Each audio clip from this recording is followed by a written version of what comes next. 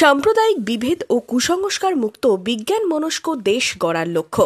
এই লক্ষ্যে পশ্চিমবঙ্গ বিজ্ঞান মঞ্চ মুর্শিদাবাদ জেলার তাদের আয়োজিত জেলা জুড়ে হওয়া বিজ্ঞান অভিজ্ঞার পুরস্কার বিতরণী অনুষ্ঠান ও সেমিনার হল শুক্রবার। বহরমপুরের ঋত্বিক সদনে আয়োজিত সেমিনারে উপস্থিত ছিলেন বিভিন্ন কলেজের অধ্যক্ষ, শিক্ষক শিক্ষিকা, বিজ্ঞান কর্মী, বিজ্ঞান আন্দোলনের নেতৃত্ব ও বিভিন্ন স্কুলের ছাত্রছাত্রীরা।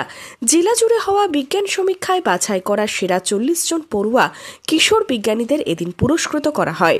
পশ্চিমবঙ্গ বিজ্ঞান মঞ্চের মুর্শিদাবাদ জেলার প্রাক্তন সম্পাদক ও রাজ্য কাউন্সিল সদস্য পুষ্পক পাল জানান, প্রায় 25,000 ছেলেমেয়ে এই বিজ্ঞান অভিক্ষায় অংশগ্রহণ করে।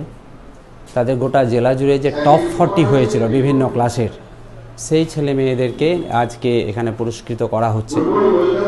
এটাই মূলত কারণ আর কি, বিজ্ঞান অভিক্ষার পুরস্কার বিতরণী অনুষ্ঠান জেলা পর্যায়ের, এবং এটাকে কেন্দ্র করে একটা সেমিনার হচ্ছে। সেমিনারে এটা ভার্চুয়ালি বলছেন আমাদের মুর্শিদাবাদ বিশ্ববিদ্যালয়ের উপাচার্য জানে আলম মিয়া স্যার, আর আমাদের টেক্সটাইল কলেজের প্রিন্সিপাল তিনি উদ্বোধন করে গেছেন। একটা পুস্তকও প্রকাশ হলো এটাকে কেন্দ্র করে বিজ্ঞান কর্মী পাঠশালাতে, হাতে কলমে বিজ্ঞান শিক্ষার বই।